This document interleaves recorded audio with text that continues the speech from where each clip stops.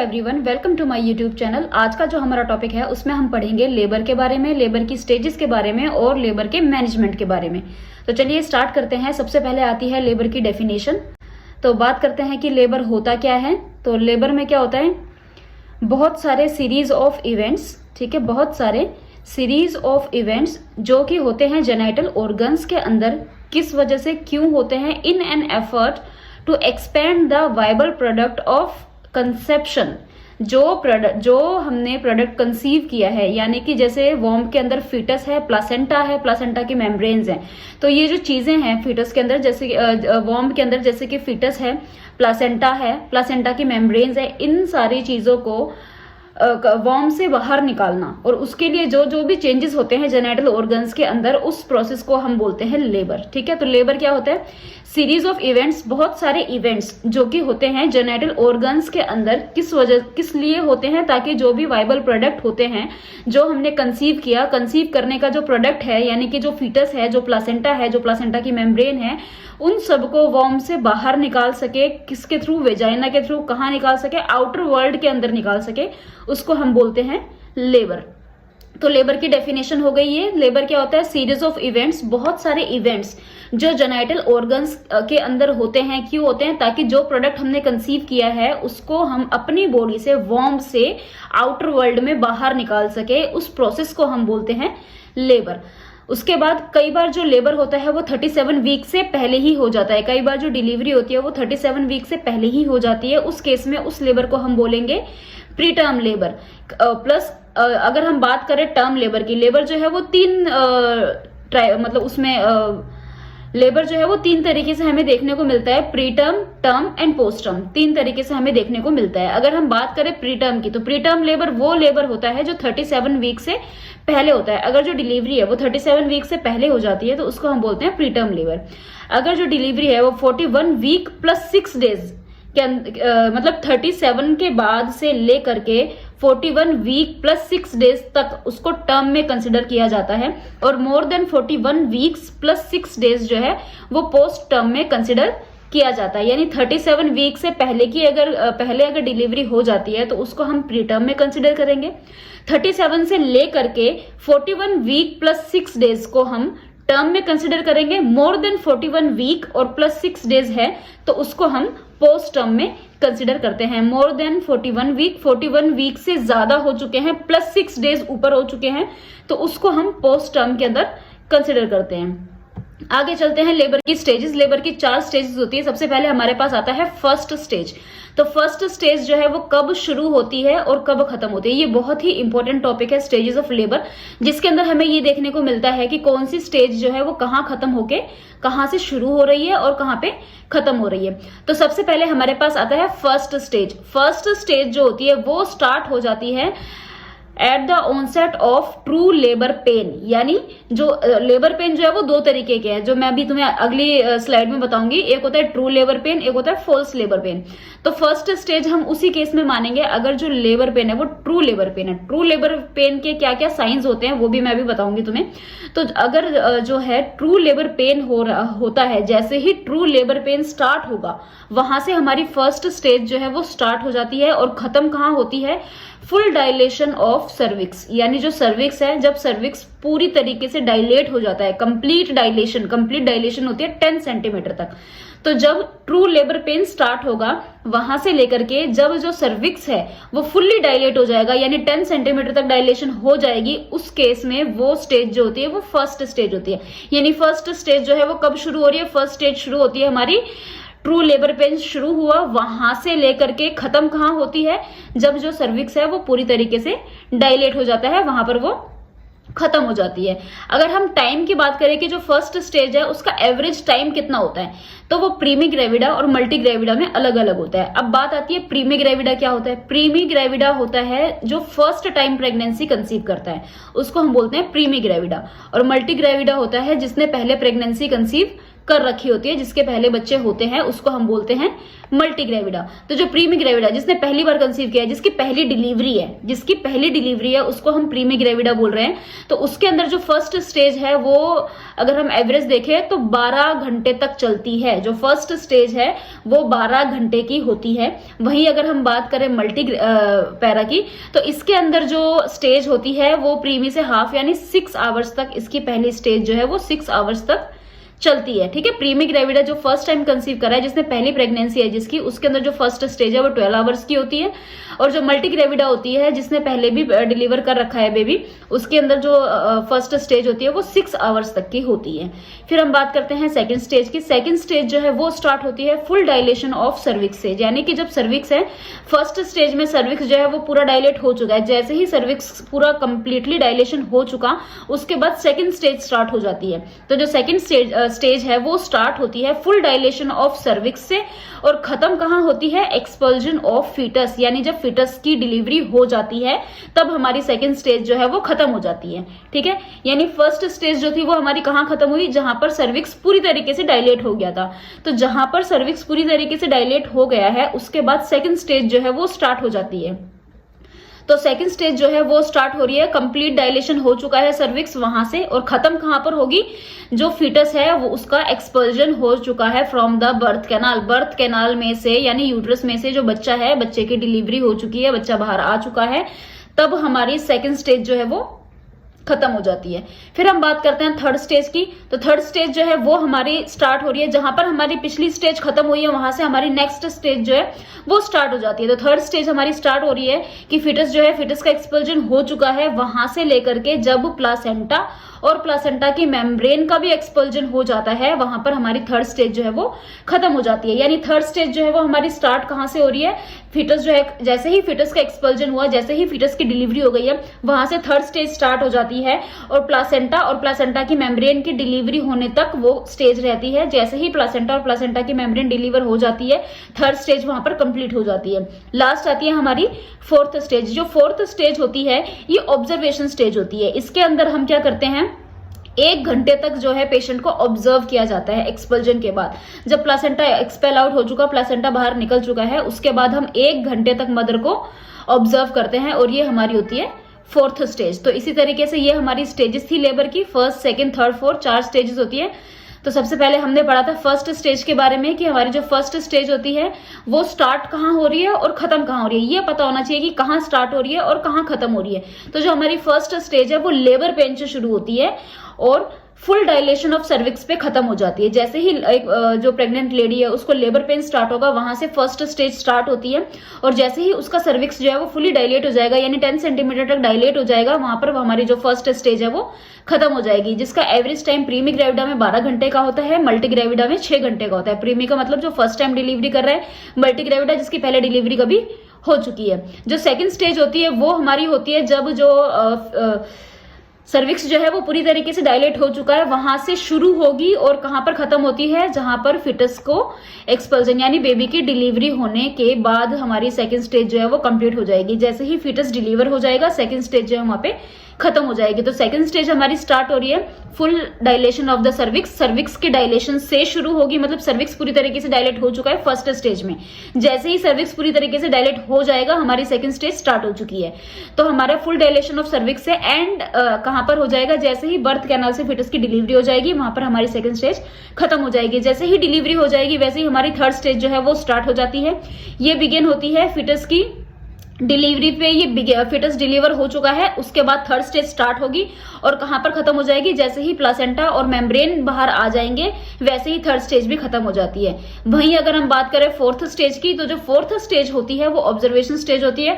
उसमें जब सारा प्रोडक्ट बाहर आ चुका है तो हम मदर को 1 घंटे के लिए ऑब्जर्व करते हैं, वो हमारी होती है फोर्थ स्टेज। अब मैं बताती हूँ ट्रू लेबर पेन और फोर्स लेबर पेन के बारे में। लेबर पेन जो है, कई बार क्या होता है कि जब लेडी ने कंसीव किया हुआ है तो बीच में कई बार अगर लेडी को पेन स्टार्ट हो जाए, ठीक है। तो कहीं उसको ये ना लगे कि हाँ शायद अब मेरी डिलीवरी हो जाएगी, हालांकि उसका जो टाइम है वो अभी कंप्लीट नहीं हुआ, अभी उसको 38 वीक्स नहीं हुए हैं डिलीवरी को, मान लो 34 या 35th वीक है और उस टाइम पर उसको पेन स्टार्ट हो गया है और वो ये सोचे कि ये तो जो है मेरी अभी डिलीवरी हो जाएगी, तो क्या वो ट्रू लेबर पेन है? क्या वो वही पेन है जो डिलीवरी के टाइम पर होता है, जिसके बाद जो बेबी है वो डिलीवर हो जाता है, या फिर वो सिर्फ एक अलार्मिंग साइन है, या सिर्फ ऐसे ही हुआ है, किसी और कारण की वजह से हुआ है, वो डिलीवरी की वजह से नहीं हुआ है, ठीक है।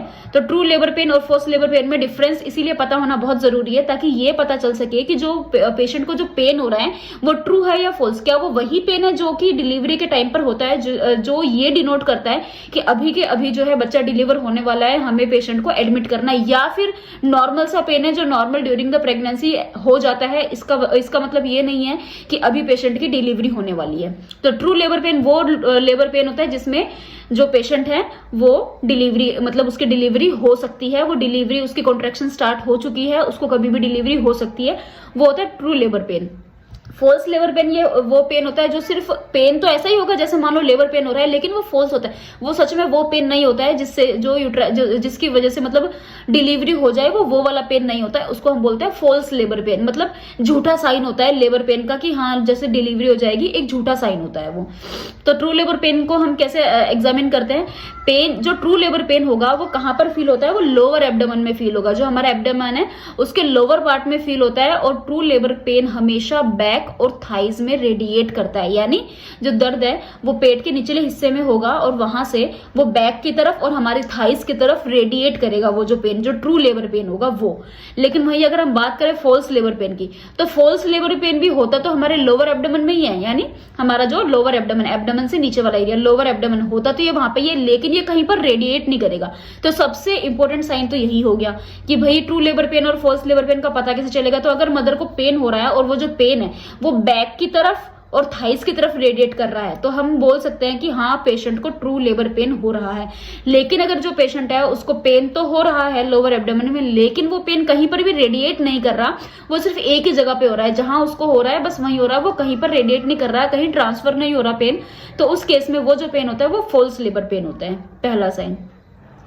दूसरा, जो पेन की इंटेंसिटी है, जो फ्रीक्वेंसी है, जो ड्यूरेशन है, वो धीरे धीरे बढ़ती जाएगी। जैसे अभी पेन स्टार्ट हुआ है, अभी थोड़े टाइम के लिए हो रहा है, थोड़ी देर बाद और ज्यादा टाइम के लिए पेन आएगा और ज्यादा इंटेंसिटी से होगा। यानी अभी मेरे को इतना ज्यादा नहीं हो रहा था, लेकिन नेक्स्ट टाइम जब मेरे को पेन का अटैक आएगा ना, तो मेरे को और ज्यादा पेन होगा और वो पेन और ज्यादा समय तक रहेगा।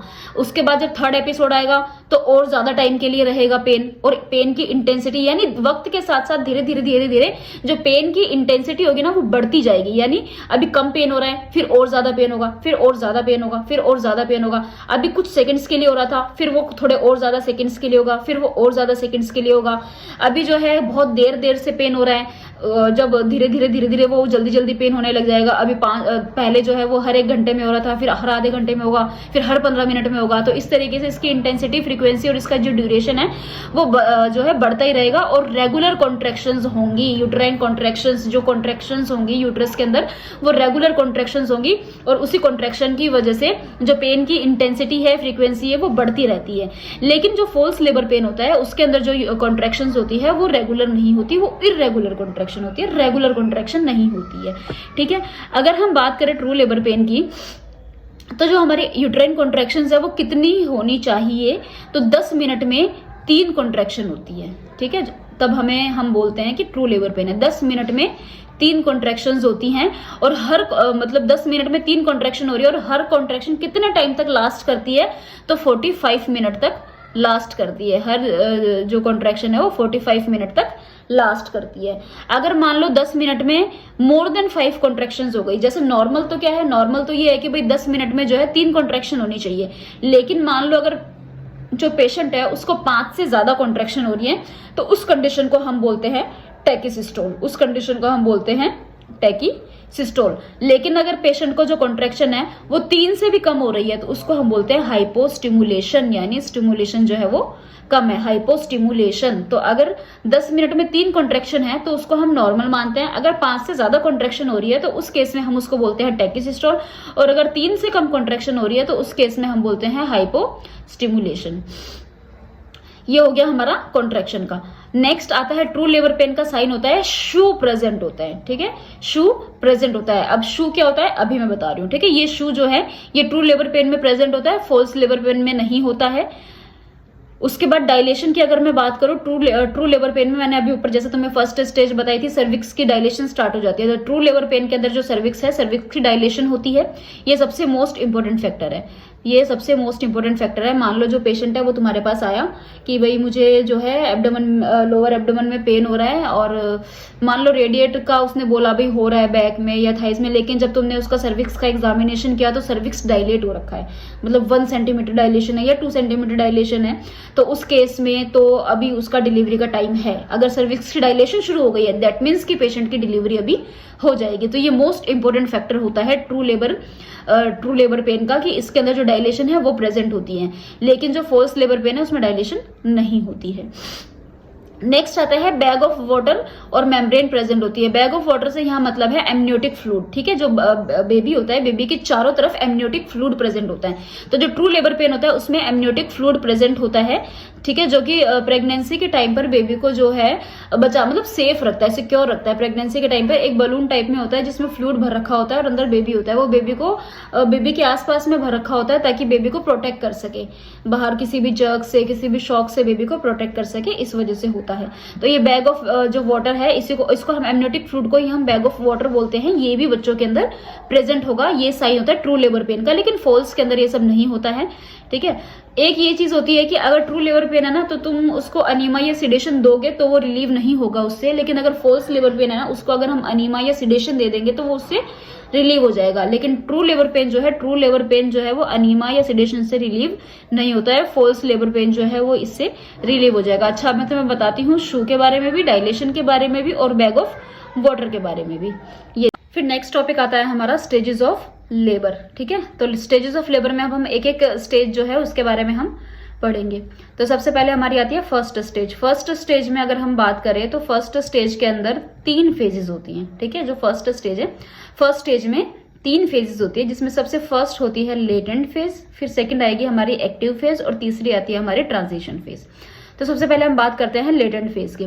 लेटेंट फेज जो है वो हमारी स्टार्ट होती है ट्रू लेबर पेन से और एंड होती है जब हमारा जो सर्विक्स होता है वो 4 से 5 सेंटीमीटर तक डायलेट हो जाता है। 4 से 5 सेंटीमीटर तक डायलेशन होने तक ये स्टेज जो है वो हमारी रहती है, ठीक है। तो जो हमारी फर्स्ट स्टेज है, फर्स्ट स्टेज में जो लेटेंट फेज है, लेटेंट फेज के अंदर ये जो हमारी है, ये हमारी स्टार्ट होती है ट्रू लेबर पेन से। जैसे ही लेबर पेन स्टार्ट होता है तो हमारी लेटेंट फेज स्टार्ट होगी और कब तक रहती है, सर्विक्स के 4 से 5 सेंटीमीटर डायलेशन होने तक ये स्टेज रहती है। प्लस इसके अंदर इफेसमेंट भी देखने को मिलती है। इफेसमेंट का मैंने आपको बता दिया है, जिसमें होता क्या है, शॉर्टनिंग ऑफ द सर्विक्स। जो सर्विक्स है, सर्विक्स का जो साइज है वो छोटा हो जाता है। एवरेज अगर हम टाइम देखें लेटेंट फेज का तो प्रीमी ग्रेविडा में होता है 12 आवर्स का, मल्टी ग्रेविडा में होता है 8 आवर्स का, और जो डायलेशन होती है, जो सर्विक्स की डायलेशन होती है वो 1 घंटे में लगभग 0.35 सेंटीमीटर के अकॉर्डिंगली होती है। जो लेटेंट फेज के अंदर 4 से 5 सेंटीमीटर तक सर्विक्स की डायलेशन होती है, उस डायलेशन का जो रेट है वो रेट होता है 0.35 सेंटीमीटर पर आवर। यानी 1 घंटे में जो सर्विक्स है वो कितना डायलेट करेगा, तो वो डायलेट करता है 0.35 सेंटीमीटर के अकॉर्डिंगली। ये हो गई हमारी लेटेंट फेज। इसके अंदर और क्या है कि शुरू में जो कॉन्ट्रैक्शन होती है वो 15 से 3 मिनट के इंटरवल पर आती है। यानी अभी एक कॉन्ट्रैक्शन आई, फिर 30 मिनट बाद दूसरी कॉन्ट्रैक्शन आती है, और हर कॉन्ट्रैक्शन जो है वो 30 सेकंड तक रहती है। ये होता है इनिशियली, जब हमारा लेबर पेन स्टार्ट होता है। इनिशियली हमें ये देखने को मिलता है कि जो कॉन्ट्रैक्शन है वो हर 15 से 30 मिनट में आती है, और जो 30 सेकंड तक लास्ट करती है, यानी एक कॉन्ट्रैक्शन 30 सेकंड तक रहती है। लेकिन धीरे धीरे जो इंटरवल है, ये इंटरवल कम होता जाता है। यानी पहले 15 से 30 मिनट में आ रही थी, फिर थोड़े टाइम बाद हर 15 मिनट में आएगी, फिर थोड़े टाइम बाद हर 10 मिनट में आएगी, फिर हर 5 मिनट में आएगी। इस तरीके से जो इंटरवल है ना, ये इंटरवल कम होता जाता है। पहले हर आधे घंटे में आ रहा है, फिर हर 15 मिनट में कॉन्ट्रैक्शन होगी, फिर हर 10 मिनट में कॉन्ट्रैक्शन होगी। तो ये जो इंटरवल है, ये इंटरवल तो होता जाएगा कम, और ये जो इंटेंसिटी या ड्यूरेशन है ये बढ़ती जाएगी। यानी अभी ये 30 सेकंड्स के लिए है, फिर ये 45 सेकंड्स के लिए होने लग जाएगा, 45 सेकंड के लिए लास्ट करेगा। ऊपर से जो पेन है, अभी थोड़ा कम पेन हो रहा है, आगे जाके फिर वो पेन जो है वो और ज्यादा होने लग जाएगा। जो मैंने तुम्हें स्टार्टिंग में बताया था सेम वही चीज है। तो इस तरीके से इसके अंदर जो है कॉन्ट्रेक्शंस रहेगी, ठीक है। किसमें? लेटेंट फेज के अंदर। लेटेंट फेज के अंदर जो शुरू में कॉन्ट्रेक्शन होती है वो हर 15 से 30 मिनट के इंटरवल पे होती है और हर कॉन्ट्रेक्शन जो है वो 30 सेकंड तक रहती है। लेकिन धीरे धीरे ये जो इंटरवल है ये इंटरवल होता जाता है कम, यानी अभी 15 से 30 सेकंड मिनट्स में हो रही है, फिर हर 15 मिनट में होगी, फिर हर 10 मिनट में होगी, या ये देखो जैसे कि बाद में जो है ये जो इंटरवल है ये कम होती जाती है, जैसे कि 5 से 7 मिनट हो जाती है। और पहले जो है ये 30 सेकंड तक लास्ट कर रही थी, बाद में ये 40 सेकंड तक रहती है, यानी एक कॉन्ट्रैक्शन जो है वो 40 सेकंड तक रहती है। 40 सेकंड तक कॉन्ट्रैक्शन होती है। हर 15 मिनट में कॉन्ट्रैक्शन हो रही है, हर 5 से 7 मिनट में कॉन्ट्रैक्शन हो रही है और एक कॉन्ट्रैक्शन 40 सेकंड तक रहेगी। फिर हर 5 मिनट बाद कॉन्ट्रैक्शन होगी, फिर वो 40 सेकंड तक रहेगी, फिर हर 5 मिनट बाद कॉन्ट्रैक्शन होगी, वो 40 सेकंड तक रहेगी। तो इस हिसाब से लेटेंट फेज के अंदर जो है कॉन्ट्रैक्शंस होती है। फिर आती है एक्टिव फेज। एक्टिव फेज जो है अब लेटेंट फेज से अगली स्टेज है। तो लेटेंट फेज जो है उसमें हमने पढ़ा था कि उसके अंदर जो है वो 4 से 5 सेंटीमीटर तक डायलेशन हो जाती है। तो 5 के बाद आता है 6, तो 6 सेंटीमीटर डायलेशन से हमारी एक्टिव फेज जो है वो स्टार्ट होती है। और ये एंड कब होती है? जब जो हमारा सर्विक्स है वो कंप्लीटली डायलेट हो चुका होता है, यानी 10 सेंटीमीटर या हम बोलते थे 6 फिंगर्स जो है इंसर्ट हो रही है। अगर सर्विक्स में 6 फिंगर इंसर्ट हो रही है तो इसका मतलब भी यही है कि जो सर्विक्स है वो कंप्लीटली डायलेट हो चुका है। अब जो एक्टिव फेज है, एक्टिव यानी 5 सेंटीमीटर तक सर्विक्स डायलेट हो चुका है। 5 सेंटीमीटर के बाद की जो स्टेज है वो एक्टिव स्टेज है। और 5 सेंटीमीटर तक तो जो सर्विक्स की जो डायलेशन हो रही थी वो किस रेट पे हो रही थी? जो हमने पीछे पढ़ा 0.35 सेंटीमीटर पर आवर के हिसाब से हो रही थी। लेकिन 5 सेंटीमीटर के बाद क्या रेट होता है? तो प्रीमिंग ग्रेविडा में 1.2 सेंटीमीटर पर आवर, यानी 1 घंटे में 1.2 सेंटीमीटर तक जो सर्विक्स है वो डायलेट करता है प्रीमिंग ग्रेविडा में। और मल्टी ग्रेविडा में वो 1 घंटे में 1.5 सेंटीमीटर तक डायलेशन करता है। यानी 1 घंटे के अंदर, जैसे कि मान लो ये सर्विक्स है, तो 1 घंटे के अंदर ये जो सर्विक्स है ये कितना डायलेट कर जाएगा? ये 1.5 सेंटीमीटर तक डायलेट कर जाएगा, ठीक है। इस हिसाब से जो है ये वर्क करता है। तो ये होती है हमारी एक्टिव फेज, ठीक है। फिर आती है हमारे ट्रांजिशन से। ये ट्रांजिशन जो है ये सबसे लास्ट और सबसे शॉर्टेस्ट फेज होती है लेबरिंग वुमेन्स के अंदर। इसके अंदर जो कॉन्ट्रैक्शन आती है वो हर 2 से 3 मिनट में आती है, यानी ये वो स्टेज है, सबसे लास्ट स्टेज। जब अब जो नेक्स्ट स्टेप है वो है एक्सपल्जन ऑफ फीटस, कि अब जो है फीटस की डिलीवरी होने वाली है, उस वक्त जो स्टेज चल रही होती है वो होती है हमारी कि सबसे शॉर्टेस्ट है भाई। अब सबसे लास्ट स्टेज आ चुकी है, इसके बाद जो स्टेज है वो यही है कि एक्सपल्जन ऑफ फीटस हो रहा है। तो उस टाइम पर ये जो स्टेज होती है हमारी ट्रांजिशन स्टेज होती है। ये इसमें इस स्टेज में जो कॉन्ट्रैक्शन है वो हर 2 से 3 मिनट में आती है और 60 से 90 सेकेंड्स तक रहती है। प्रीमी ग्रेविडा में ये 2 घंटे की होती है, मल्टी ग्रेविडा में ये 1 घंटे की होती है। तो इस तरीके से हमारी 3 स्टेजेस होती है इसके अंदर। सबसे पहले हमारी जो फर्स्ट स्टेज है, फर्स्ट स्टेज में 3 फेज होते हैं। सबसे पहले हमारा लेटेंट फेज आता है। लेटेंट फेज के अंदर जो सर्विक्स है, सर्विक्स जो है उसका साइज एक तो शॉर्ट होना शुरू हो जाता है, दूसरा ट्रू लेबर पेन स्टार्ट होता है। और ट्रू लेबर पेन से शुरू होकर जब सर्विक्स 4 से 5 सेंटीमीटर डायलेट कर जाता है तब तक ये स्टेज रहती है। टाइम की अगर हम बात करें तो जो प्रीमी ग्रेविडा होती है उसमें ये 20 घंटे से कम की होती है, मल्टी ग्रेविडा में ये 14 घंटे से कम की होती है। एवरेज टाइम की अगर हम बात करें तो प्रीमी ग्रेविडा में लेटेंट फेज का टाइम होता है 12 घंटे का और मल्टी ग्रेविडा में होता है 8 घंटे का। अगर हम बात करें कि 5 सेंटीमीटर तक जो सर्विक्स की डायलेशन हो रही है वो किस रेट से होती है, तो 1 घंटे में जो सर्विक्स है वो 0.35 सेंटीमीटर तक डायलेट करता है। प्लस जो लेटेंट स्टेज में कॉन्ट्रैक्शन होती है वो शुरू में 15 से 30 मिनट के इंटरवल में होती है, लेकिन बाद में 5 से 7 मिनट के इंटरवल पर होती है। शुरू में जो एक कॉन्ट्रैक्शन होती है वो 30 सेकंड तक रहती है, वही बाद में इसकी जो ड्यूरेशन है वो इंक्रीज हो जाती है और बाद में ये जो कॉन्ट्रैक्शन होती है ये 40 सेकंड्स तक रहती है। वहीं अगर हम बात करें एक्टिव फेज की, तो जैसे ही लेटेंट फेज खत्म होता है उसके बाद एक्टिव फेज स्टार्ट हो जाता है। उसके अंदर जो हमारी सर्विक्स की डायलेशन है 6 सेंटीमीटर से स्टार्ट होते होगी और कंप्लीट डायलेशन ऑफ सर्विक्स तक रहती है, यानी 10 सेंटीमीटर तक रहती है। इसमें जो डायलेशन का रेट होता है वो प्रीमी में 1.2 सेंटीमीटर पर आवर होता है, मल्टी में 1.5 सेंटीमीटर, यानी 1 घंटे में 1 से 1.5 सेंटीमीटर तक सर्विक्स जो है वो डायलेट करता है। कम से कम डायलेशन कितनी हो सकती है? तो कम से कम डायलेशन जो होती है एक्टिव फेज के अंदर 1 सेंटीमीटर तो होती ही होती है हर घंटे में। हर घंटे में 1 सेंटीमीटर डायलेशन तो होती ही होती है। वहीं अगर हम बात करें ट्रांजिशन फेज की, सबसे लास्ट फेज है, सबसे शॉर्टेस्ट फेज होता है ये। इसमें जो कॉन्ट्रैक्शन होती है वो हर 2 से 3 मिनट में आती है और हर कॉन्ट्रैक्शन जो है वो 60 से 90 सेकंड तक रहती है। प्रीमी ग्रेविडा में ये 2 घंटे की होती है और मल्टी ग्रेविडा में ये 1 घंटे की होती है। नेक्स्ट हम बात करते हैं अब कि फर्स्ट स्टेज जो है उसके अंदर हमें एबनॉर्मेलिटीज क्या क्या देखने को मिल सकती है। तो जो है सबसे पहले तो जो हमने स्टेजेस पढ़ी है, लेटेंट फेज और एक्टिव फेज। मान लो जो लेटेंट फेज है वो जो हमने टाइम पढ़ा उससे ज्यादा टाइम तक रह रही है, यानी हमने पढ़ा था कि जो फेज है वो लेस देन 20 सेकेंड और लेस देन 20 आवर्स और लेस देन 14 आवर की होती है। यानी जो लेटेंट फेज हमने पढ़ी थी कि भाई ट्रू लेबर पेन से शुरू होने से 5 सेंटीमीटर डायलेशन तक का जो फेज था वो लेटेंट फेज था। वो जो लेटेंट फेज था वो प्रीमी ग्रेविडा में 20 घंटे से कम में खत्म हो जाना चाहिए था और मल्टी ग्रेविडा में 14 घंटे से कम में खत्म हो जाना चाहिए था। लेकिन अगर वो खत्म नहीं हुआ, यानी 20 घंटे हो चुके हैं लेकिन सर्विक्स अभी भी पूरा 5 सेंटीमीटर डायलेट नहीं करा, 14 घंटे हो चुके हैं लेकिन सर्विक्स अभी भी 5 सेंटीमीटर तक डायलेट नहीं हुआ, तो इसका मतलब लेटेंट फेज जो है वो अभी भी चल रही है। यानी लेटेंट फेज जो है वो नॉर्मल टाइम से ज्यादा बढ़ चुकी है, प्रोलॉन्ग हो चुकी है। ठीक है, हमने पढ़ा कि जो प्रीमी ग्रेविडा का जो लेटेंट फेज का टाइम है वो था भी लेस देन 20 आवर्स का था, लेकिन मान लो 20 आवर्स में भी जो सर्विक्स था वो 5 सेंटीमीटर तक डायलेट नहीं हुआ, यानी 20 घंटे से ज्यादा हो चुके हैं लेकिन सर्विक्स अभी भी 5 सेंटीमीटर तक डायलेट नहीं हुआ है। वहीं मल्टी ग्रेविडा में 14 घंटे से ज्यादा हो चुके हैं लेकिन जो सर्विक्स है वो 5 सेंटीमीटर तक डायलेट नहीं हुआ है, तो उस केस में हम क्या बोलेंगे, प्रोलोंगेशन ऑफ लेटेंट फेज की जो लेटेंट फेज है वो लंबी हो चुकी है, जितनी होनी चाहिए थी उतनी नहीं है, उससे ज्यादा हो चुकी है। जैसे कि इसमें हमने पढ़ा था कि जो हमारी लेटेंट फेज होती है वो लेस देन 20 की होती है और लेस देन 14 की होती है, लेकिन अगर लेस देन यानी 20 घंटे में और 14 घंटे में, प्रीमियम में 20 घंटे में और मल्टी में 14 घंटे में, इस टाइम ड्यूरेशन के अंदर सर्विक्स डायलेट नहीं हुआ, तो उसके बाद हम बोलेंगे कि ये लेटेंट फेज जो था ये नॉर्मल टाइम से ज्यादा बढ़ चुका है, ये फेज जो है ये प्रोलॉन्ग हो चुका है। जितने टाइम में डायलेशन होनी चाहिए थी उतने घंटों में डायलेशन नहीं हुई, ये जो टाइम है ये बढ़ चुका है, ये प्रोलॉन्ग हो चुका है, तो इसको हम बोलते हैं प्रोलोंगेशन ऑफ लेटेंट फेज। अब इसका रीजन क्या हो सकता है, इसका क्या कारण हो सकता है कि जो टाइम ड्यूरेशन, जिस टाइम ड्यूरेशन में सर्विक्स को 5 सेंटीमीटर तक डायलेट हो जाना चाहिए था, इसका जो कॉज है वो है हाइपोटोनिक कॉन्ट्रैक्शन, यानी जितनी कॉन्ट्रैक्शन होनी चाहिए थी उतनी कॉन्ट्रैक्शन नहीं हो रही है, कॉन्ट्रैक्शन जो है वो कम हो रही है।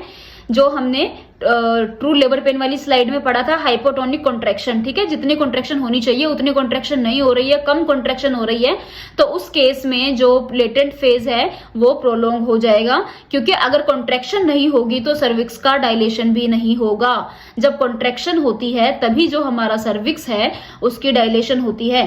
तो अगर जो वॉर्म है अगर इसके अंदर कॉन्ट्रैक्शन नहीं होगी तो जो सर्विक्स है, सर्विक्स की डायलेशन नहीं होगी। तो अगर कॉन्ट्रैक्शन नहीं हो रही, हाइपोटोनिक कॉन्ट्रैक्शन है, कॉन्ट्रैक्शन कम हो रही है, तो सर्विक्स का डायलेशन भी नहीं होगा।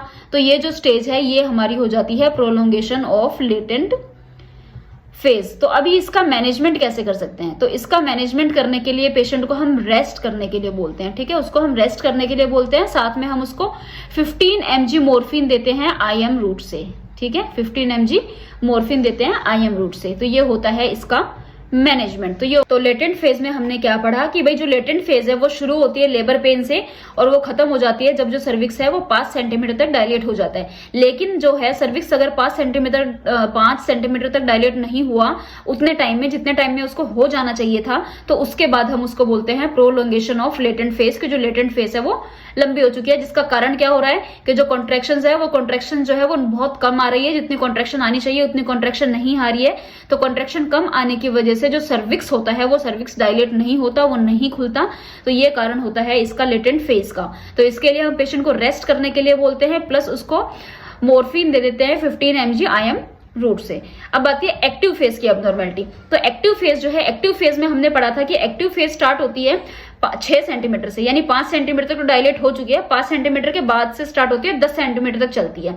सर्विक्स का 5 सेंटीमीटर से लेकर के 10 सेंटीमीटर का जो डायलेशन होता है वो हमने पढ़ा था, भाई वो एक्टिव फेज होता है। तो अब आता है prolongation of the active phase, कि ऐसा भी होता है कि एक्टिव फेज भी लंबी हो जाती है, यानी कि जो टाइम पीरियड एक्टिव फेज का है, जो हमें टाइम पीरियड एक्टिव फेज का पढ़ा था, वही इतने टाइम में, इतने घंटे में जो एक्टिव फेज है वो खत्म हो जानी चाहिए। अगर वो उतने टाइम में खत्म नहीं हुई, यानी 10 सेंटीमीटर डायलेशन जो है वो इतने घंटे में हो जानी चाहिए थी। जो 10 सेंटीमीटर डायलेशन है जो हमने एक्टिव फेज में पढ़ा कि एक्टिव फेज जो है ये इतने घंटे की है, तो जो 10 सेंटीमीटर डायलेशन है वो एक्टिव फेज में हो जानी चाहिए थी।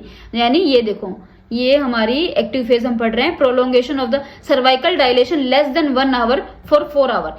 4 घंटे हो गए हैं लेकिन जो सर्विक्स है वो अभी तक 1 सेंटीमीटर भी डायलेट नहीं करी है। ठीक है, ये सेंटीमीटर है यहाँ पे।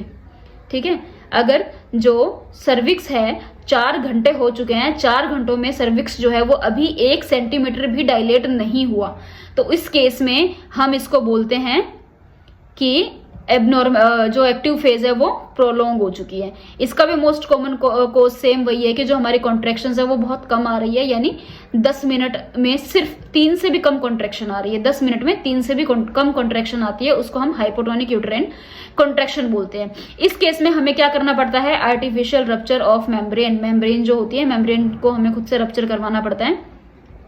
लेकिन अगर मेम्ब्रेन रप्चर करने के बाद भी डायलेशन नहीं हुई है तो उस केस में ऑक्सीटोसिन देना होता है। ऑक्सीटोसिन जो है प्रीमिग्रेविडा में हम देते हैं 16 इंट्रा यूनिट और मल्टीग्रेविडा में हम देते हैं 10 इंट्रा यूनिट। अगर जो सर्वाइकल डायलेशन है वो नहीं हो रही है, 4 घंटे से भी ज्यादा हो चुके हैं, ठीक है, बिना ऑक्सीटोसिन के, मतलब अभी ऑक्सीटोसिन नहीं दिया, अभी हम सिर्फ पेशेंट को ऑब्जर्व कर रहे हैं, 4 घंटे से ज्यादा हो चुके हैं लेकिन सर्विक्स की डायलेशन नहीं हुई है। ठीक है, लेकिन ऑक्सीटोसिन दे दिया और ऑक्सीटोसिन देने के 6 घंटे तक भी अगर डायलेशन नहीं हुई है तो उस केस में हमें सिजेरियन सेक्शन करना पड़ता है।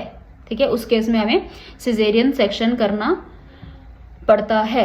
ठीक है, तो इसके अंदर ये क्या बताया है, इसके अंदर सबसे पहली चीज तो ये बताई हुई है कि अगर मान लो जो पेशेंट है उसके अंदर मोर देन 4 आवर्स हो चुके हैं लेकिन जो सर्विक्स है वो अभी भी डायलेट नहीं हुआ, सर्विक्स जो है वो अभी भी डायलेट नहीं हुआ। ठीक है, मोर देन 4 आवर हो चुके हैं। एक्टिव फेज की बात कर रहे हैं। ठीक है, एक्टिव फेज की बात कर रहे हैं। एक्टिव फेज जो होती है वो हमने पढ़ी है कि वो मोर देन 5 सेंटीमीटर के बाद शुरू होती है। ठीक है, मोर देन 5 सेंटीमीटर के बाद शुरू होती है और वो होती है 10 सेंटीमीटर तक, वो होती है 10 सेंटीमीटर।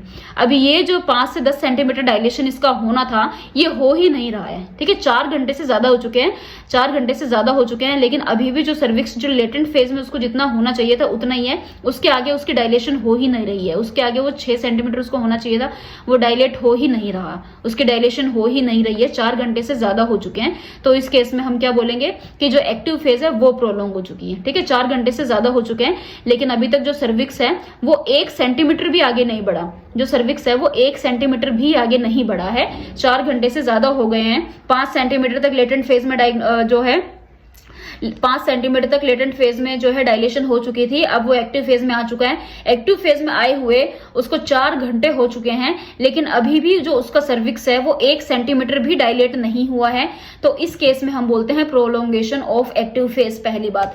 दूसरी चीज, अब मोर देन 4 आवर्स हो चुके हैं, अभी तक हमने उसको ऑक्सीटोसिन नहीं दी है। ठीक है, मोर देन 4 आवर हो चुके हैं बिना ऑक्सीटोसिन के। जब 4 घंटे से ज्यादा हो गए और सर्विक्स डायलेट नहीं हुआ तब हमने उसको दी ऑक्सीटोसिन। ठीक है, तब हमने उसको दी ऑक्सीटोसिन। अब ऑक्सीटोसिन दिए हुए भी 6 घंटे से ज्यादा हो चुके हैं लेकिन पेशेंट के अंदर अभी भी सर्विक्स का डायलेशन नहीं हुआ है, तो उस केस में हमें क्या करना होता है, उस केस में हमें सिजेरियन सेक्शन परफॉर्म करना होता है। ठीक है, सर्विक्स जो है, सर्विक्स की डायलेशन नहीं हो रही है, 4 घंटे से ज्यादा हो चुके हैं बिना ऑक्सीटोसिन के, उसके बाद हमने ऑक्सीटोसिन भी दे दिया है, 6 घंटे से ज्यादा हो चुके हैं लेकिन अभी भी एक्टिव फेज जो है वो आगे नहीं बढ़ रही है, इसको हम बोलते हैं एक्टिव फेज जो है वो अरेस्ट हो चुकी है, वो आगे बढ़ ही नहीं रही है, तो इस केस में हमें पेशेंट का करना पड़ता है सिजेरियन सेक्शन। ठीक है, 4 घंटे से ज्यादा हो चुके हैं, सर्विक्स डायलेट नहीं हो रहा है, पेशेंट को ऑक्सीटोसिन दे दिया है, ऑक्सीटोसिन देने के बाद भी 6 घंटे से ज्यादा हो गए हैं लेकिन सर्विक्स की डायलेशन नहीं हो रही है, तो इस केस में हमें जो है सिजेरियन सेक्शन परफॉर्म करना होता है। और ये जो स्टेज होती है जिसके अंदर सर्विक्स की डायलेशन नहीं होती है एक्टिव फेज में आने के बाद, इस स्टेज को हम बोलते हैं क्या, एक्टिव फेज अरेस्ट, कि भाई जो पेशेंट है, पेशेंट का जो एक्टिव फेज है वो अरेस्ट हो चुका है, इसको हम बोलते हैं एक्टिव फेज अरेस्ट हो जाना। पेशेंट का जो एक्टिव फेज है वो अरेस्ट हो चुका है। तो हमने इसकी तीनों स्टेजेस जो है वो पढ़ ली है। सबसे पहले हमने इसकी लेटेंट फेज पढ़ी थी, फिर हमने इसकी एक्टिव फेज, दोनों की एबनॉर्मेलिटीज पढ़ ली है।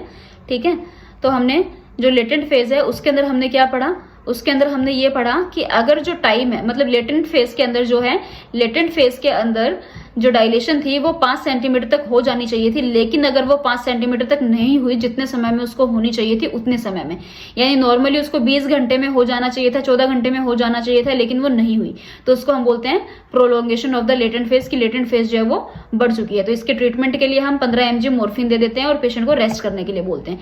वही अगर हम एक्टिव फेज की बात करें तो भाई लेटेंट फेज में 5 सेंटीमीटर तक डायलेशन हो गई, पेशेंट एक्टिव फेज में आ गया, लेकिन एक्टिव फेज में आने के बाद अब वो जो डायलेशन है वो 5 सेंटीमीटर से आगे बढ़ ही नहीं रही है, 5 सेंटीमीटर से आगे सर्विक्स का डायलेशन हो ही नहीं रहा है, तो उसको हम बोलते हैं prolongation of the active phase, कि जो एक्टिव फेज है वो प्रोलोंग हो गई है। ठीक है, तो अगर मान लो पेशेंट जो है एक्टिव फेज में आ गया, उसको 4 घंटे हो गए हैं, 4 घंटे होने के बाद भी अभी तक जो सर्विक्स है वो 1 सेंटीमीटर भी डायलेट नहीं हुआ है, अगर जो सर्विक्स है वो 1 सेंटीमीटर भी डायलेट नहीं हुआ है तो उसको हम बोलेंगे प्रोलॉन्ग्ड एक्टिव फेज। इसका कारण क्या होता है, दोनों का सेम ही होता है, यूट्राइन कॉन्ट्रैक्शंस जो है वो बहुत ही कम आ रही है, 10 मिनट में 3 से भी कम कॉन्ट्रैक्शन आ रही है।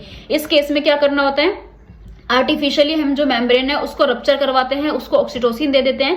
ऑक्सीटोसिन कितनी देते हैं, प्रीमी ग्रेविडा मदर्स को देते हैं 16 इंट्रा यूनिट और मल्टी ग्रेविडा मदर्स को देते हैं 10 इंट्रा यूनिट। अगर उसके अब एक्टिव फेज अरेस्ट किसको बोलेंगे, 4 घंटे से ज्यादा हो चुके हैं, सर्विक्स बिल्कुल भी डायलेट नहीं हो रहा, फिर तुमने उसको ऑक्सीटोसिन दे दी लेकिन फिर भी सर्विक्स डायलेट नहीं हो रहा, तो उसको हम बोलते हैं एक्टिव फेज अरेस्ट। तो इस केस में हमें करना होता है पेशेंट का सिजेरियन सेक्शन। तो इसी के साथ फर्स्ट स्टेज होती है कंप्लीट। अब आती है हमारी सेकंड स्टेज। सेकंड स्टेज मैंने तुम्हें बताया था होता क्या है, सर्विक्स फुली डायलेट हो चुका है, उसके बाद से लेकर के फिटस को एक्सपेल आउट करने की जो स्टेज होती है वो हमारी सेकंड स्टेज होती है। इसका ड्यूरेशन जो प्रीमी ग्रेविडा होता है उसमें 3 घंटे से भी कम का होता है, मल्टी ग्रेविडा में लेस देन 2 आवर्स होता है। इसका जो एवरेज अगर हम देख के चले तो एवरेज जो है मल्टी ग्रेविडा में 50 मिनट्स का होता है, प्रीमी ग्रेविडा में 50 मिनट्स का होता है, मल्टी ग्रेविडा में 30 मिनट्स का होता है। अगर एपिड्यूरल एनेस्थीसिया दे रखा है तो 1 घंटा हम इसमें ऐड कर देंगे, तो जो प्रीमी ग्रेविडा है उसका टाइम होगा 4 घंटे का, मल्टी ग्रेविडा में टाइम होगा 3 घंटे का। तो ये होती है सेकंड स्टेज। सेकंड स्टेज हमारी स्टार्ट हो रही थी, सर्विक्स फुली डायलेट हो गया वहां से और खत्म हो रही है फिटस की डिलीवरी होने के बाद। टाइम होता है इसका प्रीमी में लेस देन 3 आवर्स का टाइम होता है, मल्टी में लेस देन 2 आवर्स का होता है। एवरेज टाइम जो है वो प्री में हम लेस देन 50 मिनट्स मानते हैं, मल्टी में 30 मिनट्स मानते हैं। लेकिन अगर पेशेंट को एपिड्यूरल दिया हुआ है तो उस केस में हम इस टाइम के अंदर +1 कर देते हैं, तो ये हो जाएगा लेस देन 4 आवर्स और लेस देन 3 आवर्स। फिर आता है नेक्स्ट हमारे पास mechanism of labour. Mechanism of labour का मतलब होता है स्टेजेस की, बच्चे की डिलीवरी कैसे हो रही है, एक एक स्टेज कि जो वॉर्म है उसमें बच्चे की जो है पोजीशन कैसी है, एक एक स्टेप कैसे बच्चा डिलीवर हो रहा है, उसके हेड की डिलीवरी, उसके शोल्डर की डिलीवरी कैसे हो रही है, वो सारा मैकेनिज्म ऑफ लेबर के अंदर आता है। तो क्योंकि बात डिलीवरी की हो रही है तो डिलीवरी तो हमारी सेकंड स्टेज में ही आती है, इसीलिए मैकेनिज्म ऑफ लेबर जो है वो भी हम सेकंड स्टेज में ही पढ़ते हैं, क्योंकि जो बच्चे की डिलीवरी है वो सेकंड स्टेज में हो जाती है। तो इसमें सबसे पहले हम बात कर रहे हैं नॉर्मल लाई क्या होती है। नॉर्मल लाई होती है लॉन्गिट्यूडनल, ठीक है, अभी ये बताऊंगी मैं आगे क्या है। प्रेजेंटेशन होती है सिफेलिक, प्रेजेंटिंग पार्ट होता है वर्टेक्स और डिनोमिनेटर होता है ऑक्सीपुट। ये देखो ये जो लाई है ना इसको हम बोलते हैं लॉन्गिट्यूडनल लाई, यानी मदर जो है, मदर और बच्चे दोनों की एक्सिस जो है ना वो सेम है, यानी लंबाई में है, ठीक है, इस तरीके से लंबाई में होना, इसको हम बोलते हैं लॉन्गिट्यूडनल लाई। तो जो नॉर्मल लाई, जो नॉर्मली जो लाई होनी चाहिए वो लॉन्गिट्यूडनली होनी चाहिए, इसी तरीके से जो बच्चा है वो वॉर्म में होना चाहिए। प्रेजेंटेशन की अगर हम बात करें तो वर्टेक्स प्रेजेंटेशन, वर्टेक्स का मतलब होता है कि ये जो बच्चे का जो ये वाला हेड का जो ये वाला पार्ट है इसको हम बोलते हैं वर्टेक्स, ठीक है, तो ये वाला जो हेड का पार्ट है इसको हम बोलते हैं वर्टेक्स। तो बच्चे की प्रेजेंटेशन कौन सी हुई, वर्टेक्स हुई। इस वाले में देखो ये बटक्स पहले नीचे आए हुए हैं तो इसको हम बोलते हैं ब्रीच प्रेजेंटेशन, ठीक है। और इस तरीके से अगर बच्चा वॉर्म में है तो इसको हम बोलते हैं ट्रांसवर्स लाई, ठीक है। ये दोनों लॉन्गिट्यूडनल है, इसमें भी बच्चा जो है इस तरीके से लंबाई में ही है, इसमें भी ऐसे ही इसकी जो लाई है वो एक्सिस जो है इसकी वो ऐसे लॉन्ग है, इसमें जो लाई है वो ऐसे ट्रांसवर्स है, ठीक है, इसको हम ट्रांसवर्स बोल रहे हैं। तो इसमें जो प्रेजेंटेशन बच्चे की होगी वो देखो ये वो यहाँ से डिलीवरी इसकी स्टार्ट होगी, यहाँ पे इसका शोल्डर है, तो इसमें जो प्रेजेंटेशन बच्चे की होगी वो शोल्डर प्रेजेंटेशन होगी, ठीक है। लाई का मतलब होता है जिस हिसाब से बच्चा वॉर्म के अंदर प्रेजेंट है, जिस एक्सिस पे बच्चा जो है जिस एक्सिस से प्रेजेंट है, यानी ये लॉन्गिट्यूडनल एक्सिस है, ये लंबाई में प्रेजेंट है।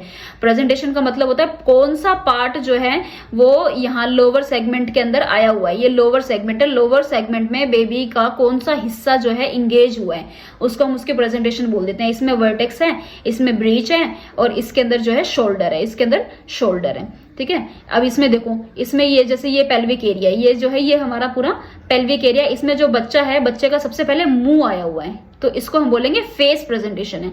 इसमें जो है ये हेड वाला हिस्सा भी नहीं है, नॉर्मली जो है ना ये वाला हिस्सा होना चाहिए था, इसको हम बोलते हैं वर्टेक्स प्रेजेंटेशन, इसको हम वर्टेक्स प्रेजेंटेशन बोलते हैं। और ये जो है ना, जो अगर स्पेसिफिक हिस्से की बात की जाए तो ऑक्सीपुट होता है। ये जो ऑक्सीपुट होता है, इस एरिया का नाम होता है ऑक्सीपुट। तो ये जो ऑक्सीपुट है ये होना चाहिए था यहाँ पर, ये इस पेल्विक के अंदर होना चाहिए था, ये नॉर्मल प्रेजेंटेशन में होता है। तो इसको हम बोलते हैं डिनोमिनेटर। जो डिनोमिनेटर है वो ऑक्सीपुट होना चाहिए, यानी जो मेन पार्ट, जो हिस्सा जो है पेल्विस के अंदर इंगेज होता है वो ऑक्सीपुट वाला हिस्सा होता है। तो इसके अंदर कौन सा हो रखा है, इस वाले हिस्से को हम बोलते हैं ब्रो। तो ये ब्रो हो गया, ये मैंने बता ही दिया। ये ब्रीच जब बटक्स पहले आ जाते हैं, ये हो गया हमारा शोल्डर। ये यहाँ पे पहले शोल्डर आ गए हैं, इसको हम बोल देते हैं शोल्डर प्रेजेंटेशन, ठीक है। ये देखो, ये जो एरिया होता है ये ऑक्सीपुट वाला एरिया होता है। तो जब डिलीवरी होती है सबसे पहले ये वाला पार्ट जो है ये पेल्विस के अंदर इंगेज होता है। तो ये होती है हमारी सारी प्रेजेंटेशन लाई, ठीक है। सिफेलिक जो प्रेजेंटेशन है, सिफेलिक प्रेजेंटेशन का मतलब होता है हेड नीचे है और बटक्स ऊपर है, वो होती है सिफेलिक प्रेजेंटेशन। ब्रीच प्रेजेंटेशन होती है जिसमें बटक्स नीचे है, हेड ऊपर है, तो उसको हम बोलते हैं ब्रीच प्रेजेंटेशन, ठीक है। सिफेलिक प्रेजेंटेशन में हेड नीचे होता है, ब्रीच प्रेजेंटेशन में बटक्स नीचे होते हैं। लॉन्गिट्यूडनल लाई बता दिया मैंने, ये हो गया। वर्टेक्स प्रेजेंटेशन का मतलब होता है हेड का जो वर्टेक्स वाला पार्ट है, अगर वो इसके पेल्विस के अंदर इंगेज हो रखा है तो वर्टेक्स प्रेजेंटेशन हो गई है। अगर फेस है तो फेस प्रेजेंटेशन हो जाएगी, अगर ब्रो है तो ब्रो प्रेजेंटेशन हो जाएगी, अगर ब्रीच है, अगर बटक्स आए हुए हैं तो ब्रीच प्रेजेंटेशन हो जाएगी, अगर शोल्डर आए हैं तो शोल्डर प्रेजेंटेशन हो जाएगी। तो इस तरीके से ये सारी अलग अलग प्रेजेंटेशन जो है हमें देखने को मिलती है डिलीवरी के समय, कि ये इतनी सारी प्रेजेंटेशन जो है ये देखने को मिल सकती है, ठीक है।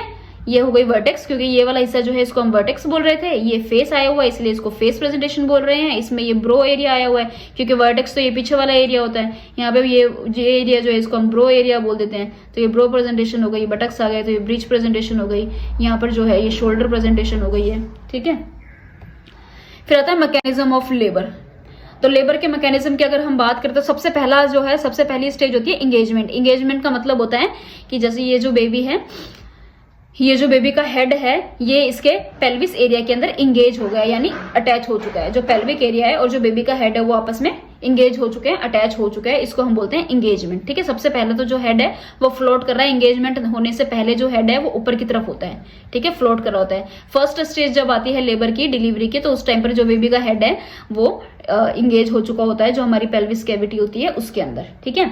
उसके बाद आता है, और जो एंगेजमेंट होती है उसमें जो डायमीटर होता है वो कौन सा डायमीटर होता है, जब बेबी का जो हेड है, जो कौन सा एरिया जो है बेबी के हेड का पेल्विक के अंदर एंगेज होता है, वो होता है जो हमारा बायपैराइटल एरिया होता है। जो बच्चे का बायपैराइटल डायमीटर होता है, जो बायपैराइटल एरिया होता है वो पेल्विक इनलेट के अंदर जाता है, ठीक है। और ये जो एंगेजमेंट होती है ये प्रीमी ग्रेविडा मदर के अंदर तो 38 वीक से शुरू होती है, 38 वीक से होती है, लेकिन जो मल्टी ग्रेविडा मदर होती है उसके अंदर एंगेजमेंट लेबर के टाइम पर ही होती है, जिस वक्त डिलीवरी होनी होती है उसी वक्त होती है। लेकिन जो प्रीमी ग्रेविडा मदर होती है उसकी 38 वीक से एंगेजमेंट जो है वो स्टार्ट हो जाती है, ठीक है। एंगेजमेंट के टाइम पर कौन सा डायमीटर बच्चे के हेड का, कौन सा बच्चे का, ये जैसे हेड है तो बच्चे के हेड का कौन सा डायमीटर जो है वो एंगेज होता है, तो जो बायपैराइटल डायमीटर है, ये बायपैराइटल डायमीटर है। ये जो बायपैराइटल डायमीटर होता है ये वाला हिस्सा जो होता है ये एंगेजमेंट, ये जो पेल्विस कैविटी है, पेल्विक कैविटी के अंदर, पेल्विक इनलेट के अंदर ये वाला हिस्सा जो है ये एंगेज हो रखा होता है, अंदर की तरफ होता है। डिसेंट का मतलब होता है कंटिन्यूएशन।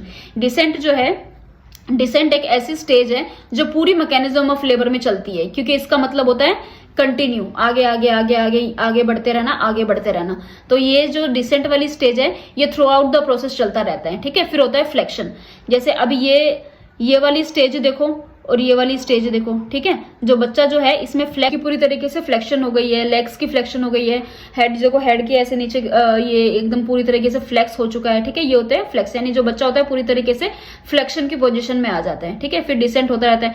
फिर उसके बाद में जो है हेड है उसकी इंटरनल रोटेशन होती है। जैसे अब देखो, ये यहाँ पर देखो, ये पोजिशन है हेड की, ये होती है अंदर जो है हेड की पोजिशन। लेकिन जैसे ही हेड के बाहर आने का टाइम होता है तो हेड की इंटरनल रोटेशन होती है, 1/8 इंटरनल रोटेशन होती है। तो हेड जो है इस पोजीशन से इस पोजीशन के अंदर आता है। जब उसको हेड को बाहर डिलीवर करना होता है तो उस वक्त हेड जो हेड है, हेड के अंदर पेल्विक इनलेट के अंदर इंटरनल रोटेशन होती है 1/8, यानी इस पोजीशन से जो हेड है वो इस पोजीशन में आता है, ठीक है। 1/8 इंटरनल रोटेशन होती है उसकी। फिर फर्दर डिसेंट। मैंने बताया डिसेंट का मतलब होता है कंटिन्यू, ये प्रोसेस कंटिन्यू चल रही है, तो ये थ्रू आउट द प्रोसेस चलती रहती है। तो इंटरनल रोटेशन जो है वो होती रहती है और उसके साथ साथ जो है हेड का एक्सटेंशन शुरू होता है। एक्सटेंशन मतलब जैसे पहले हेड फ्लेक्शन में था, फिर हेड का एक्सटेंशन होगा। जब बेबी का हेड है, बेबी के हेड को पकड़ के ऐसे बाहर निकालते हैं, तो जो हेड है उसका एक्सटेंशन होता है, बाहर की तरफ हेड का एक्सटेंशन होता है। जैसे ये जो डायग्राम है देखो, पहले जो हेड है वो इस पोजीशन में था, पहले जो हेड है वो फ्लेक्शन की पोजीशन में था। ये जो पोजीशन दिख रही है, जो हेड है वो फ्लेक्शन की पोजीशन में था, ठीक है। इसके अंदर जो हेड है वो फ्लेक्शन की पोजीशन में था और यहाँ पर जब हेड डिलीवर होता है तब वो एक्सटेंशन की पोजीशन में होता है, ठीक है। तो यहाँ पर हो गया एक्सटेंशन। अब जो एक्सटेंशन में हेड डिलीवर हो चुका है, फिर बाहर जो हेड है, अब जो हेड है, हेड की पोजीशन जो है ये है। डिलीवर होने के बाद जो हेड है उसकी फिर से जो है एक्सटर्नल रोटेशन होती है। पहले जो हेड था यहाँ पर हेड जो है, यहाँ पर जो हेड था इसकी यहाँ पर इंटरनल रोटेशन हुई थी। अब यहाँ पर जो हेड है, हेड की एक्सटर्नल रोटेशन होती है। इस पोजीशन में हेड जो है वो दोबारा से इस पोजीशन के अंदर आता है। तो 2/8 जो है एक्सटर्नल रोटेशन होती है हेड की, 2/8 दोबारा से एक्सटर्नल रोटेशन, यानी दोबारा उसी पोजीशन में आ जाता है जिस पोजीशन में वो पहले था। जितनी रोटेशन उसकी हुई होती है उतनी ही वापस हो जाती है, ताकि जो पुरानी पोजीशन थी, जो पोजीशन में हेड पहले था, वो दोबारा उसी पोजीशन में आ जाता है। इंटरनल जितनी रोटेशन हो रखी है, एक्सटर्नल भी दोबारा उतनी अपोजिट डायरेक्शन में हो जाती है, ताकि जिस डायरेक्शन में हेड पहले था दोबारा उसी में आ जाए, ठीक है। रिस्टिट्यूशन का मतलब वही होता है कि जितनी रोटेशन हुई थी दोबारा उतनी ही रोटेशन हो गई और हेड दोबारा से उसी पोजीशन में आ गया जिस पोजीशन में वो पहले था, ठीक है। 1/8 हुई थी, दोबारा से 1/8 अपोजिट डायरेक्शन में हो जाएगी। पहले इंटरनल रोटेशन 1/8 हुई थी, ठीक है। यहाँ पर जो इंटरनल रोटेशन हुई थी, वो 1/8 हुई थी, यहाँ दोबारा 1/8 इंटरनल रोटेशन हो जाती है और जो हेड होता है वो दोबारा से अपनी ही पोजीशन में वापस आ जाता है। फिर जो होता है ये एंटीरियर शोल्डर की डिलीवरी होती है, फिर पोस्टीरियर शोल्डर की डिलीवरी होती है और फिर बटक्स की डिलीवरी हो जाती है और पूरा का पूरा जो फिटस है वो एक्सपल्जन यानी कि वो बाहर निकल जाता है। तो ये सारी है हमारी मैकेनिज्म ऑफ लेबर की स्टेजेस की। जो मैकेनिज्म ऑफ लेबर है उसमें क्या क्या था, सबसे पहले होती है एंगेजमेंट का मतलब होता है पेल्विस का जो हेड है, जो बच्चे का हेड है वो पेल्विक के इनलेट के अंदर फिट हो जाता है। फिर उसके बाद डिसेंट जो थ्रू आउट द प्रोसेस चलता रहता है। फ्लेक्शन बच्चे की पोजीशन होती है, फ्लेक्शन इंटरनल रोटेशन होती है, जो बच्चे का हेड है वो इस पोजीशन में होता है, इसकी जो है 1/8 रोटेशन होती है और वो इसके अंदर आ जाता है। 1/8 होती है, जो हेड है वो 1/8 रोटेट करेगा। फिर कंप्लीट होती है रोटेशन और बिगिनिंग होती है एक्सटेंशन की, यानी बच्चे की बाहर हेड का डिलीवरी होना स्टार्ट हो जाता है। कंप्लीट जो हेड है वो उसका एक्सटेंशन हो जाता है। एक्सटेंशन होते ही फिर जो हेड है वो दोबारा से अपोजिट डायरेक्शन में रोटेट करेगा और उसी में आ जाएगा। अब देखो जो ये वाला हेड है और ये वाला हेड है, ये दोनों सेम पोजिशन में। फिर एंटीरियर शोल्डर की डिलीवरी होती है और फिर पोस्टीरियर शोल्डर की डिलीवरी होती है। फिर आता है हमारे पास third stage of labour start होती है। फिटस जो है वो बाहर निकल चुका है, उसके बाद से लेकर के प्लासेंटा और प्लासेंटा की मेम्ब्रेन की डिलीवरी मतलब एक्सपल्जन होने तक, ठीक है। बच्चे की डिलीवरी हो चुकी है सेकंड स्टेज के अंदर। अब उसकी डिलीवरी होने के बाद थर्ड स्टेज स्टार्ट हुई है, जिसमें प्लासेंटा और उसके जो प्लासेंटा की मेम्ब्रेन है उसकी डिलीवरी होती है। इसके अंदर होता क्या है, तो separation and expulsion of the placenta. जो प्लासेंटा है वो सरफेस से अटैच था, जो मैंने सबसे पहले डायग्राम में तुम्हें प्लासेंटा दिखाया था, वहां से वो सेपरेट होता है और प्लासेंटा बाहर निकलता है। ये स्टेज 10 से 15 मिनट की होती है। इसमें दो तरीके की मैनेजमेंट आती है, एक होती है एक्सपेक्टेंट मैनेजमेंट, एक होती है एक्टिव मैनेजमेंट। एक्सपेक्टेंट मैनेजमेंट में क्या होता है कि हम खुद से कुछ भी नहीं करते, सब कुछ अपने आप ही होता है, यानी प्लासेंटा की डिलीवरी अपने आप होती है, हम उसमें कुछ नहीं करते, ठीक है। अपना प्लासेंटा की सेपरेशन होती है, अपने आप वो वेजाइना में डिसेंड होते हैं, ठीक है, मदर के एफर्ट्स के थ्रू। हम कुछ नहीं कर रहे, मदर के एफर्ट्स के थ्रू ही बाहर निकल रहा है। जो कॉन्ट्रेक्शन है वो में कॉन्ट्रेक्शन हो रही है, प्लासेंटा जो है वो बाहर डिलीवर हो रहा है अपने आप, हमने उसमें कुछ नहीं किया, अपने आप मदर के एफर्ट्स के थ्रू वो डिलीवरी हो रही है। लेकिन एक्टिव मैनेजमेंट के अंदर हम एक्शंस ले रहे हैं डिलीवरी प्लासेंटा की करने के लिए। इसके अंदर mother has not received any analgesics. जो एक्सपेक्टेंट मैनेजमेंट होता है उसमें जो मदर है, मदर को कोई एनाल्जेसिक्स नहीं दिए गए हैं, कुछ ऑक्सीटोसिक ड्रग्स नहीं दी गई है, ठीक है।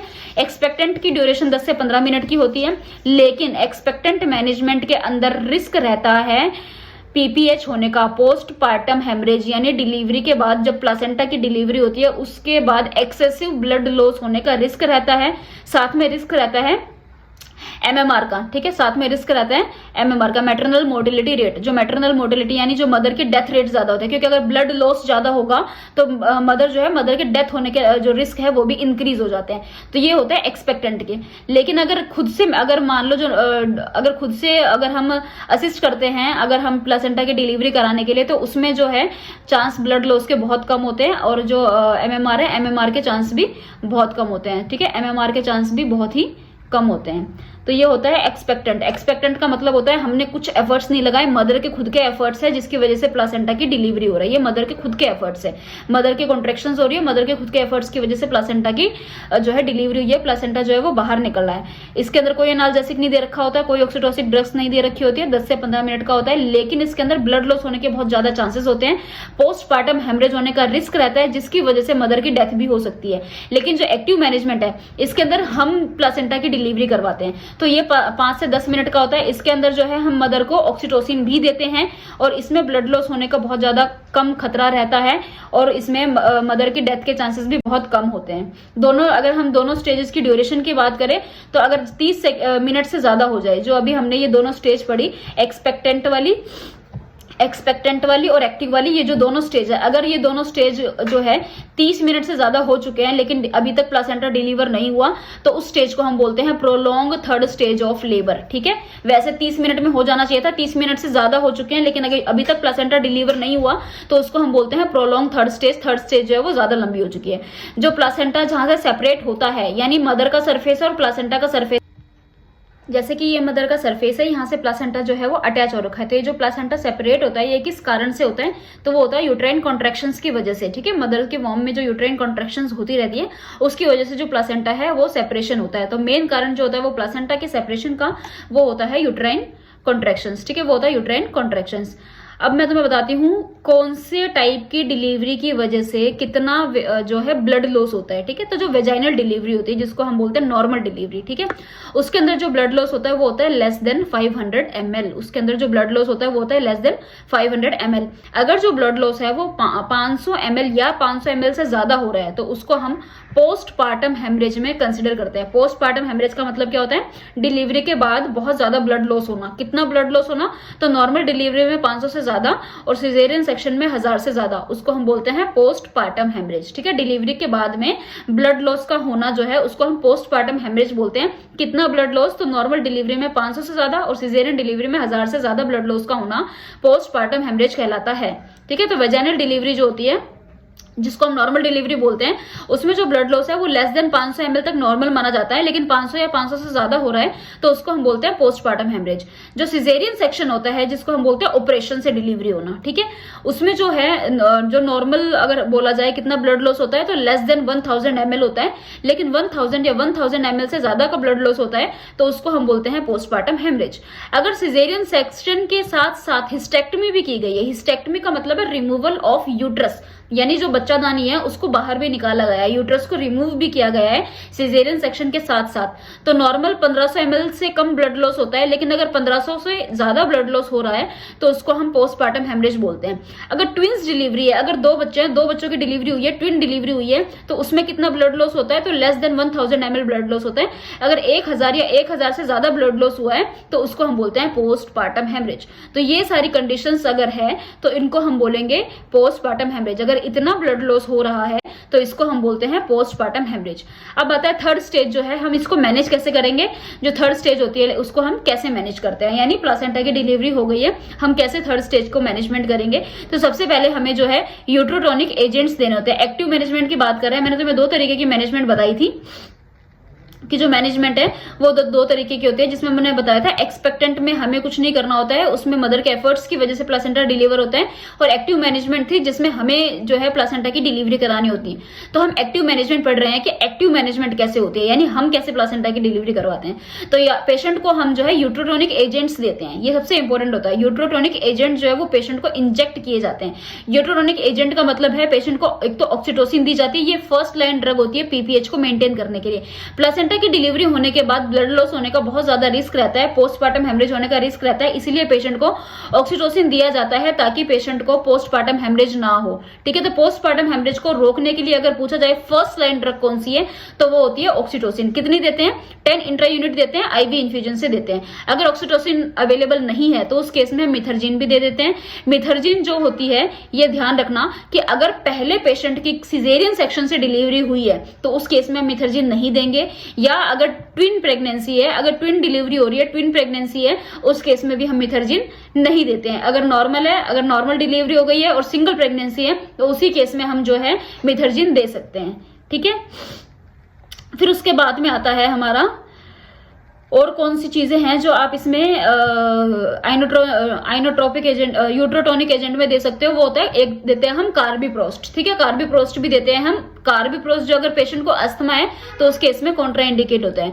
सिंक्टोमेट्रिन दे सकते हैं, मिजोप्रोस्टोल दे सकते हैं, ट्राइनेक्जिमिक एसिड दे सकते हैं। ट्राइनेक्जिमिक एसिड भी जो है ब्लड लॉस को होने से रोकने का काम करती है। तो ये सारी जो है ये यूट्रोटोनिक एजेंट ड्रग्स है, जो जिन ड्रग्स का हम यूज करते हैं पीपीएच को प्रिवेंट करने के लिए, जिन ड्रग्स का हम यूज करते हैं, ये सारी वो ड्रग्स थी। उसके अलावा और हम क्या कर सकते हैं ताकि जो है ब्लड लॉस ना हो, जो थर्ड स्टेज है वो प्रॉपरली मैनेज हो जाए लेबर की, क्योंकि अभी ये वो स्टेज है कि अब वही पोस्टमार्टम हेमरेज होने का बहुत खतरा है, तो अब वो हमें प्रिवेंट करना है, पोस्टमार्टम हेमरेज को हमें प्रिवेंट करना है। तो जो थर्ड स्टेज होती है, थर्ड स्टेज का पूरा फोकस जो होता है वो ब्लीडिंग को प्रिवेंट करने के ऊपर होता है, कि जो पेशेंट है, पेशेंट के अंदर बहुत ज्यादा ब्लीडिंग ना हो। जो पूरा फोकस है वो उसी के ऊपर होता है, भाई ब्लीडिंग ना हो, पेशेंट को ब्लीडिंग ना हो, क्योंकि इसमें फिर जो है मैटरनल मोर्टिलिटी रेट भी बढ़ने के बहुत ज्यादा रिस्क होते हैं। मैटरनल मोर्टिलिटी रेट का मतलब है कि मदर के डेथ होने के चांसेस बहुत ज्यादा होते हैं, क्योंकि ब्लीडिंग होगी तो मदर के डेथ होने के भी रिस्क रहते हैं। तो सबसे पहले हमने यूट्रोटोनिक एजेंट दे दिया, उसके बाद हम पेशेंट की डिलेड कॉर्ड क्लैंपिंग करते हैं, ठीक है। जो कॉर्ड क्लैंपिंग होती है वो हम थोड़ी डिलेड करते हैं, थोड़ी देर से करते हैं, ताकि जो भी अम्बिलिकल कॉर्ड में जितना भी ब्लड है वो ब्लड जो है वो सारा बेबी को मिल जाए। इसीलिए हम हमेशा जो कॉर्ड क्लैंपिंग होती है वो थोड़ी डिले होके करते हैं। अर्ली कॉर्ड क्लैंपिंग जो है वो एक्टिव स्टेज का पार्ट नहीं है। एक्टिव मैनेजमेंट में हम कभी भी अर्ली कॉर्ड क्लैंपिंग नहीं करते। एक्टिव मैनेजमेंट में हम हमेशा डिलेड कॉर्ड क्लैंपिंग करते हैं।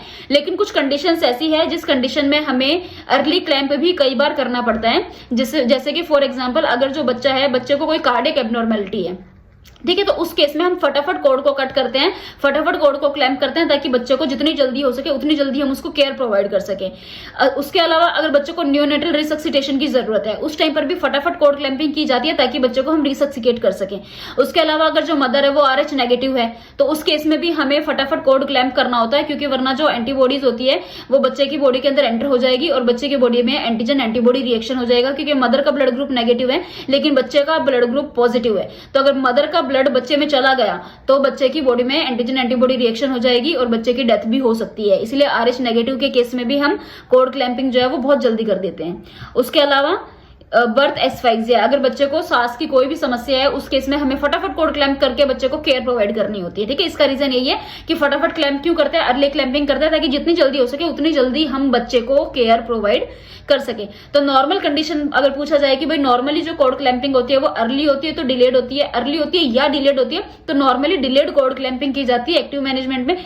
बट कुछ कंडीशंस ऐसी है जिसमें हम अर्ली कॉर्ड क्लैंपिंग भी करते हैं, जिसमें आता है बर्थ एस्फाइक्सिया, न्यूनेटल रिससिटेशन, फीटस को अगर कोई कार्डियक एब्नॉर्मेलिटी है, अगर जो RH नेगेटिव प्रेगनेंसी है, मदर RH नेगेटिव है, उस केस में। उसके बाद जो प्लासेंटा की डिलीवरी है वो कैसे करवाई जाती है, मैंने बताया भाई, एक तो वो था एक्सपेक्टेंट जिसके अंदर मदर जो है उसके एफर्ट्स की वजह से प्लासेंटा डिलीवर हुआ, एक हुआ एक्टिव मैनेजमेंट जिसमें हम डिलीवरी करवा रहे हैं। तो हम कैसे प्लासेंटा की डिलीवरी करवाते हैं, तो वो हम करवाते हैं कंट्रोल्ड कॉर्ड ट्रैक्शन मेथड से, ठीक है, और फंडल मसाज से। दो चीजें हैं, एक कंट्रोल्ड कॉर्ड ट्रैक्शन से, एक फंडल मसाज से। कैसे करते हैं, तो ये डायग्राम देखो। सबसे पहले इसमें जो मदर की पोजीशन होती है वो सुपाइन पोजीशन, सुपाइन मतलब सीधी, मदर जो है वो सीधी लेटी हुई होती है। जो लेफ्ट हैंड होगा, ठीक है, ये है लेफ्ट हैंड। लेफ्ट हैंड जो होता है वो तो होता है एब्डोमेन के ऊपर, ठीक है, एब्डोमेन पे होता है लेफ्ट हैंड। लेफ्ट हैंड जो होता है, लेफ्ट हैंड जो है वो एब्डोमेन के ऊपर होता है। लेफ्ट हैंड से हम हल्का हल्का प्रेशर अप्लाई करते हैं फंडस के ऊपर। फंडस भी क्या होता है, एब्डोमेन को ही बोलते हैं, वॉर्म वाले एरिया को ही बोलते हैं। तो हमें हल्का हल्का प्रेशर अप्लाई करना होता है। और राइट हैंड से जो है हमने कॉर्ड पकड़ रखी होती है, ये है कॉर्ड, ये अम्बिलिकल कॉर्ड है। तो राइट हैंड जो है, राइट हैंड से हमने कॉर्ड पकड़ रखी होती है। तो लेफ्ट हैंड से हम हल्का हल्का प्रेशर अप्लाई करते हैं, राइट हैंड से हमने कॉर्ड पकड़ रखी होती है और धीरे धीरे कॉर्ड के थ्रू प्लासेंटा को बाहर निकाला जाता है। इसको हम बोलते हैं कंट्रोल्ड कॉर्ड ट्रैक्शन मेथड, ठीक है। जो लेफ्ट हैंड है, लेफ्ट हैंड जो होता है rest on the abdomen on the uterine fundus, जो यूट्रस का फंडस था, जो एब्डोमेन वाला एरिया है, वहां पर लेफ्ट हैंड को रखा जाता है। राइट हैंड से कॉर्ड को पकड़ा जाता है, फंडस से हल्का हल्का प्रेशर अप्लाई किया जाता है और जो कॉर्ड है उसको बाहर निकाला जाता है। Active management of third stage of labour, administration of the oxytocin after delivery of the anterior shoulder, यानी बच्चे की डिलीवरी होने के बाद हम जो मदर है उसके अंदर हम ऑक्सीटोसिन एडमिनिस्टर करते हैं, जिसका कारण है एक तो पीपीएच ना हो, दूसरा यूट्राइन कॉन्ट्रैक्शन से प्लासेंटा की डिलीवरी करवा सके, प्लासेंटा डिलीवर हो जाए और पोस्टमार्टम हेमरेज ना हो, इस वजह से हम ऑक्सीटोसिन देते हैं। उसके बाद और क्या करेंगे, जो कोड है कोड को क्लैंप कर लेते हैं। यूट्रोटोनिक एजेंट देने के बाद हम फटाफट कोड को क्लैंप कर देंगे। जैसे ही हम यूट्रोटोनिक एजेंट दे देंगे हम कोड को क्लैंप कर देंगे और कंट्रोल्ड कोड ट्रैक्शन मेथड के थ्रू, ये जो मैंने तुम्हें मेथड बताया, इस मेथड को हम कौन सा मैन्यूवर बोलते हैं, तो ब्रांड एंड्रियो मैन्यूवर बोलते हैं। ये जो मैन्यूवर बताया मैंने कि भाई जो लेफ्ट हैंड है, लेफ्ट हैंड जो है यूट्राइन फंडस पे रखते हैं, राइट हैंड से हमने कोड को पकड़ रखा था, ये जो मैन्यूवर है इस मैन्यूवर को हम बोलते हैं ब्रांड एंड्रियो मैन्यूवर। ठीक है, तो ये इसमें फिर जो एक हाथ है, एक हाथ से हम प्रेशर अप्लाई करते हैं, दूसरा जो हाथ है उससे हम प्लासेंटा को सेपरेट करने की कोशिश करते हैं, प्लासेंटा को बाहर निकालने की हम इसमें कोशिश करते हैं। तो ये इसको हम बोलते हैं कंट्रोल्ड कोड ट्रैक्शन। तो इसी के साथ हमारा जो लेबर टॉपिक था वो हो गया है खत्म। इसमें हमने लेबर के बारे में, लेबर की स्टेजेस के बारे में पढ़ लिया। 4 तरीके की स्टेजेस हमने इसमें पढ़ी है, first, second, third and fourth. Labour की मैनेजमेंट के बारे में भी पढ़ लिया है कि अगर जो फर्स्ट स्टेज है उसके लेटेंट और एक्टिव फेज जो है अगर वो प्रोलॉन्ग हो जाए तो उसको हम कैसे ठीक कर सकते हैं। एक्सपल्जन ऑफ प्लासेंटा के बारे में, उसके मैकेनिज्म के बारे में हमने पढ़ा है। थर्ड स्टेज अगर प्लासेंटा जब डिलीवर होना होता है तो पीपीएच होने का बहुत ज्यादा रिस्क होता है, उसको हम कैसे प्रिवेंट कर सकते हैं, किस केस में कितने ब्लड लॉस होने के बाद हम बोलेंगे कि जो पेशेंट जो है वो पीपीएच की तरफ जा रहा है, कितना ब्लड लॉस होगा तब हम बोलते हैं। ये अभी हमने पढ़ लिया है। तो ऑलमोस्ट सारा टॉपिक हमने कवर कर लिया है। अगर आपको किसी भी इस पूरी लेक्चर के अंदर अगर आपको किसी भी टॉपिक में कोई भी डाउट है तो आप कमेंट सेक्शन में कमेंट कर सकते हैं। और भी अगर और जो भी टॉपिक आप मेरे से पढ़ना चाह रहे हैं वो भी आप कमेंट सेक्शन में कमेंट कर सकते हैं, उस पर मैं वीडियो जरूर बनाऊंगी। Thank you so much. अगर आपको ये लेक्चर अच्छा लगा हो तो वीडियो को लाइक करें, सब्सक्राइब करें और वीडियो के नीचे कमेंट सेक्शन में कमेंट जरूर करें। Thank you so much.